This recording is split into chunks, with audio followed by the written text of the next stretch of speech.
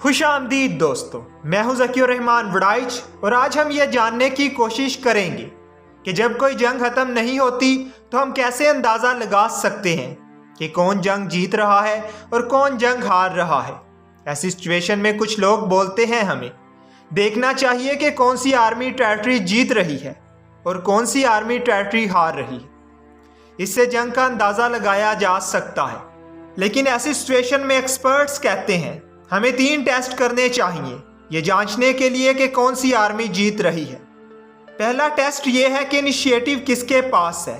अगर सादा ज़बान में बताऊं तो इनिशिएटिव का मतलब हुआ कि आपकी आर्मी डिसाइड कर रही है कि जंग में होना क्या चाहिए और दूसरी आर्मी उसके खिलाफ बस रिएक्ट कर रही है, मतलब एजेंडा आपकी आर्मी सेट कर रही है।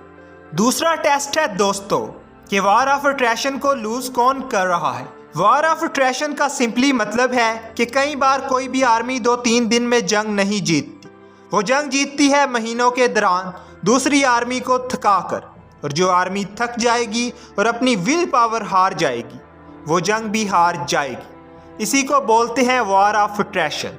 बैटल ऑफ वार्डन जो वर्ल्ड वॉर 1 की बहुत मशहूर जंग है, फ्रांस और जर्मनी के दरमियान 1916 में ये जंग तकरीबन 303 दिन तक चली थी, और ये तब तक चली थी जब तक जर्मन फोर्सेस के पास ना ही सोल्जर्स थे, ना घोड़े और ना खाना। ये एक फेमस एग्जाम्पल था वॉर ऑफ अट्रैशन का। तीसरा टेस्ट है कि किस आर्मी के पास ज्यादा कैपेसिटी है जंग लड़ने की। इस चीज में देखा जाता है कि किसके पास ज्यादा सप्लाईज हैं, किसके पास ज्यादा सोल्जर्स हैं और कौन सी आर्मी ज्यादा देर तक जंग में खड़ी रह सकेगी, किसके पास इक्विपमेंट ज्यादा है। दोस्तों, अब तक के लिए इतना है। ऐसी ही मज़ीद इंफॉर्मेटिव वीडियोस के लिए हमारे चैनल को सब्सक्राइब करें और बेल आइकॉन का बटन ज़रूर दबा दें ताकि नई आने वाली इंफॉर्मेटिव वीडियोस आपको मिल सके।